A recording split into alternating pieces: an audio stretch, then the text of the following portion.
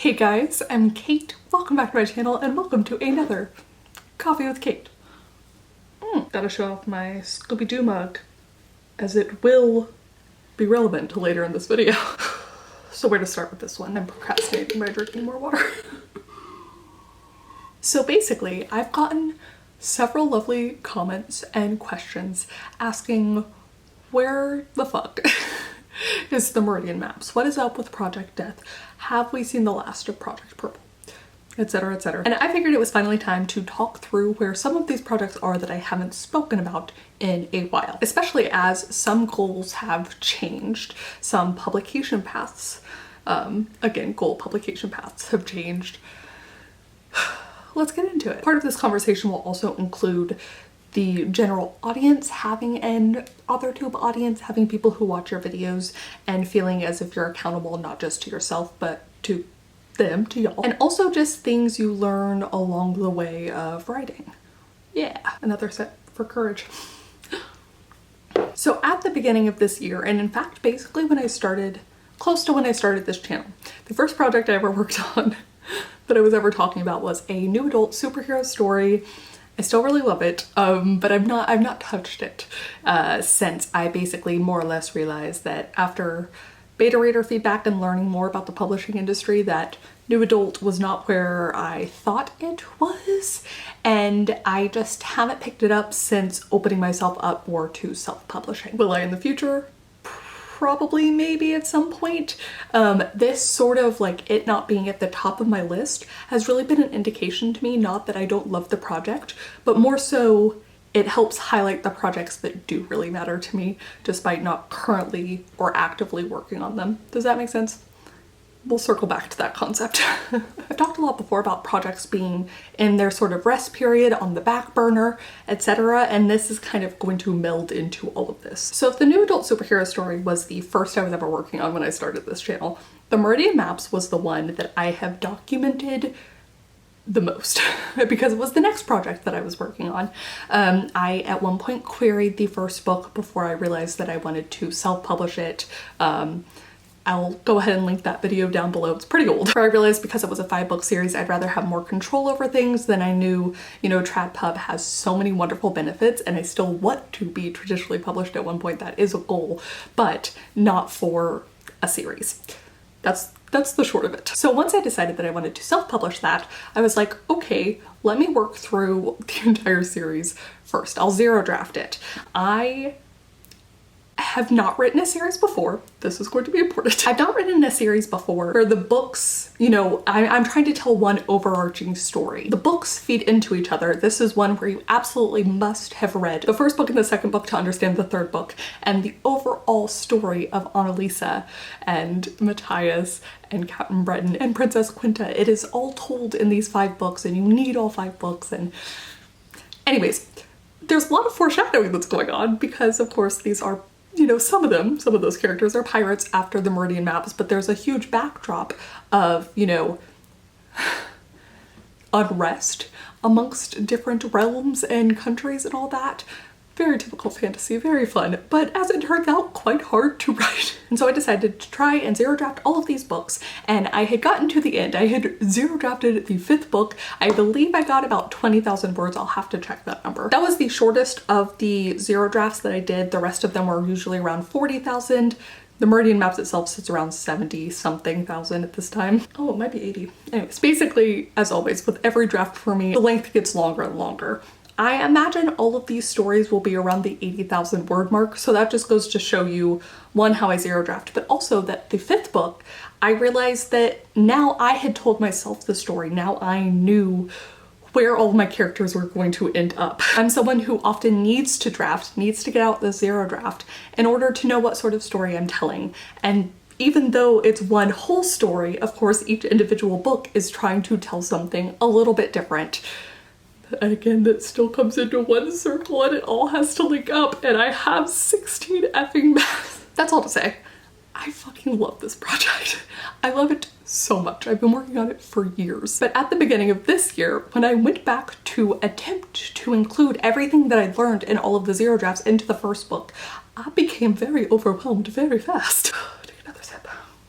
And what it felt like to me was that I would cover one subject and I would get everything figured out and I'd have the foreshadowing, and then I would realize that something else had cropped up. And it was something else that maybe wasn't going to be important in the first book, but it was going to be important in the second and third books, and oh crap, something in the fifth book doesn't connect to the first book that would make this more powerful and would also make it make sense sometimes. Like, I have the greatest appreciation for people who can write fantasy, especially fantasy series, and the series part is what's going to be key here, because basically yeah, I got overwhelmed. It felt that as every new thing I solved and conquered, that brought up potentially 3 other issues, and I would solve one and solve the other and then solve it, and then I would realize, oh shoot, now I have to think somewhere else in the timeline, and I was overwhelmed. And so I can't remember exactly what month it was this year, but I found myself,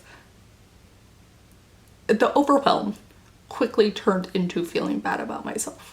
We'll say that, which is terrible because of course your projects shouldn't make you feel bad.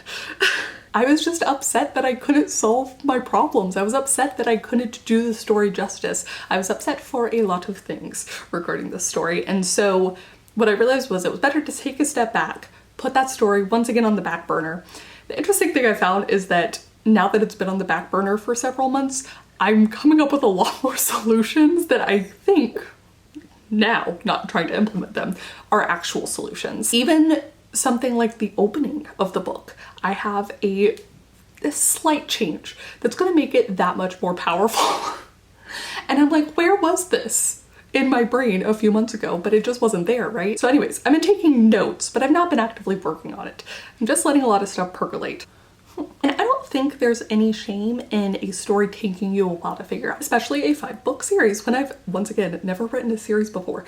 We're gonna get into Project Death and talk about where I'm pivoting a little bit soon, but we're just gonna go all in on the Meridian Maps here. I don't think there's anything wrong with not having it figured out and taking longer to figure something out. The issue comes when I have a channel where I've been talking about that. And of course, I think one of the reasons that y'all like my videos is that I show the times when it's hard also, or when I don't have it figured out. And I try and talk really openly about that. But there becomes a point where it's like, you listen to the negative too much. And I think that's what I did. Because some people think I should have it figured out sooner. And that's fine. They're wrong. And that I don't have it figured out sooner. But it can be hard when I have a quite vocal, even if it's a minority or like 1% of people, but are quite vocal, who, you know, are actively, I don't know that it's their purpose, but the effect is making me feel really bad that I don't have it figured out and I don't have it to share after all this time. You know, I want to be able to do those things. It's just not there. If I could do those things, I would do those things. So I've held off talking about it because it feels like a really bummer of an update to be like, I'm lost. When really I think the update is like, I bit off a little bit more than I could chew in my experience writing. Series are hard, and I've done romance series. Those are much easier. I've got those figured out. We kind of just hop characters, and the hardest part is making one character that's going to be the main character next very lovable in the first book. The first time you see them, and kind of hopping that way, and each time, you know, you just want to make them, you want to make the reader want to follow them. And I've got that part figured out. Those series are much easier for me than a fantasy series. Anyways, my first foray into fantasy, really trying it in full, was a 5-book series, and I think that's where I made an error. So I guess that's to say that I am returning to standalone projects. Those are my focus, especially fantasy standalones, but just all standalones under what might be the Kate Kavanaugh pen name. Oh, I should talk about that too. Oh, another thing. So yes, Meridian Maps on the back burner, but in comparison to that new adult superhero, which is quite far on the back burner, and like I think about sometimes, but not in a way that I'm like, let me lift that project back up again. The Meridian Maps is just, I'm working on other projects and the Meridian Maps is always here. And I'll get an idea and I'll jot it down and it stays here, but it's just always right here. You know, it's always there, which is wonderful and I love it. But right now I need to focus on standalone projects, which is why I'm returning to Project Death. Now, some of you may remember that I was stuck on a story-related issue with Project Death. And once again, this is how the back burner helps me at least. I have that solved now. So Project Death is going to be my NaNoWriMo project this year. It actually, I believe, started as a NaNoWriMo project. Perhaps a camp NaNoWriMo project actually that I brought into NaNoWriMo, but it's going to be my NaNoWriMo project again this year, and I'm going to start NaNoWriMo early. Quotes. I'm going to start working on it in advance of November. In fact, I'm going to start working on it pretty soon, and I'm really excited because this is the part where I can go back to just fully re-outlining the project. The character that was giving me issues that I, for some reason, tried to insert in multiple projects and he's just never found a place to fit, is still going to be there in a much smaller capacity, so I have that solved. I'm calling it the big bad. It's not the big bad though. This is the fun part. Everyone is bad. There's a lot of bad people on Project Death, but they're all bad for very different reasons, and it's a standalone. It's all encompassing. It will be done at the end of when I write the end. When I write the end of Project Death, it is done. It's not trying to set up for any more projects. It's not even trying to set up for any spin-offs. It's just it. And that is what I need to build, you know, flex my fantasy muscles to get better at fantasy. As a quick aside, before we get to some of the other projects that I haven't talked about in a while, I do want to say that one of the things that's changed for me is that in doing this D&D project and the plan to publish just under Kate Kavanaugh has kind of opened me up to not have quite as many pen names as I originally thought. This novelization is weird and fun and amazing, and the characters are different than many that are before, and that they're just little assholes, you know? But they're very fun. Anyways, it's very cool for me to see this kind of evolution with what I thought was going to have to be under a completely separate pen name, having some projects that I'd eventually like to get to still just being able to be under Kate Kavanaugh. Now, this is one of those things that's obviously all decided by me, so I'm open to change my mind, but that's the fun part, is looking back and seeing why I thought all the things I did, how I documented all the things that I did, and seeing the evolution of my thought process. And I'm sure it will change again, but is that not wonderful?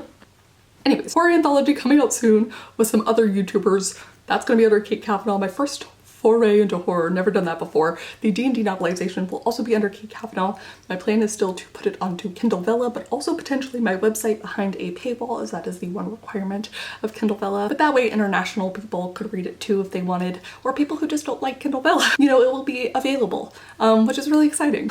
So let us talk about Project Purple.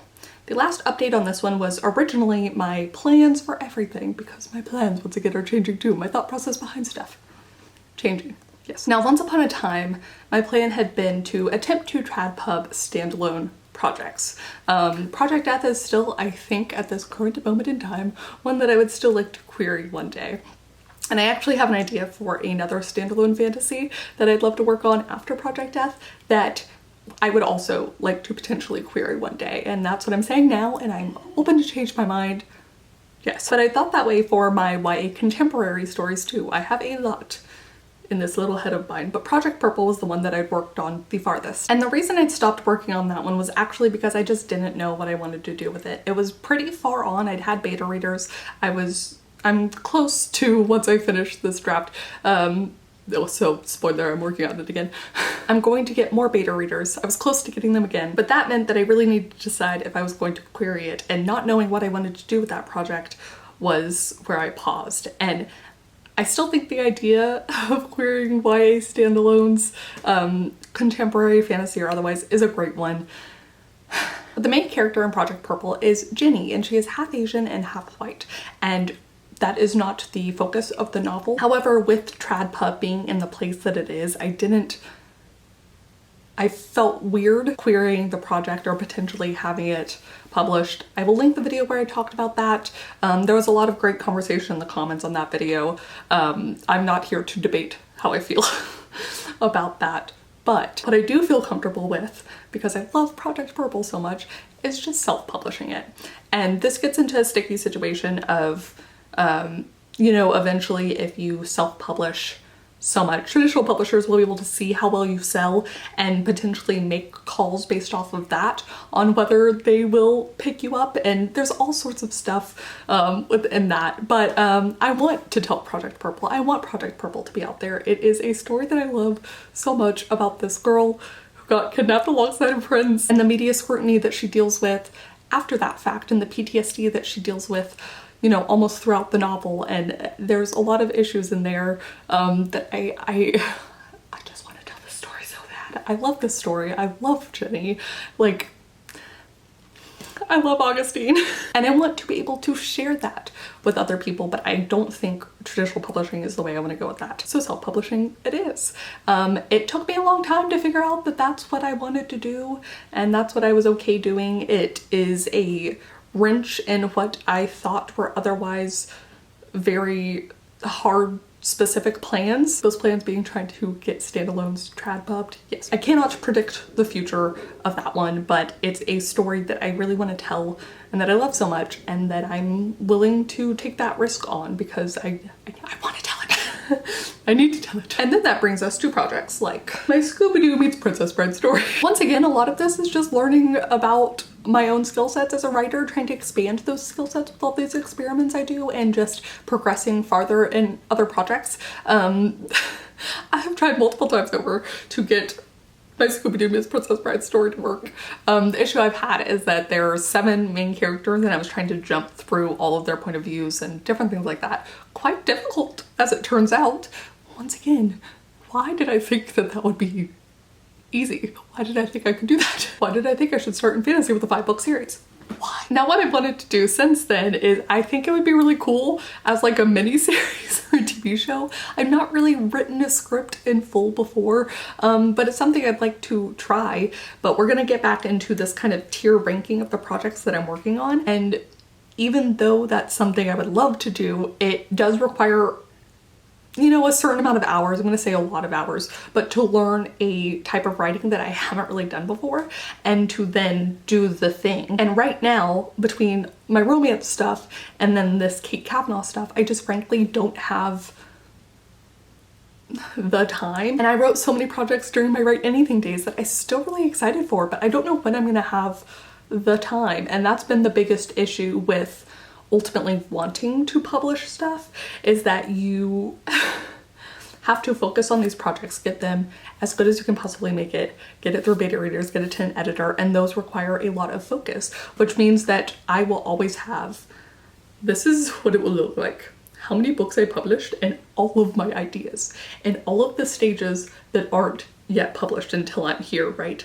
And so I'm just having to accept that all of these down here might have to stay down here for who knows how long. I don't know, maybe this is something every writer goes through.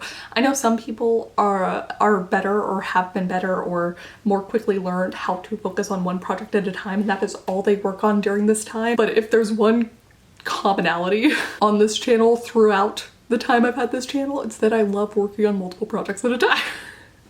I like juggling multiple pen names, I've found. All of it is very fun. Yeah, is that it? That comes with its own challenges, but they're challenges that I welcome happily. I just wanted to give you guys an update, talk a little bit about how having an audience potentially affects some of my decisions, though I guess maybe it has not affected my decisions so much as when I choose to share my decisions. I did talk about this with some other authortubers, and I guess I was like testing the waters of admitting that I wasn't ready to write a 5-book series, or that like I had to put it on the back burner because I wasn't skilled enough yet. And perhaps not shockingly, you know, a lot of people said, yeah, same, I've had that problem before too. Or I'm still having that problem. And yeah, so anyways, if that's you, we are here together. Cheers to us. But I think that is going to be it for me. Please do comment down below. I don't even know what questions I have. Let me know what your back burner projects are. Let me know if it looks like a pyramid, a triangle for you too. Let me know how often you've changed your mind. Let me know what that project is that's always like lingering right under the surface. And I said I didn't know what questions I had, but much like juggling multiple projects and always loving to do that, the thing I can tell the most about this channel is that I always have questions. Okay. I'm done. Thank you guys so much. And we'll see you all very soon in the new video.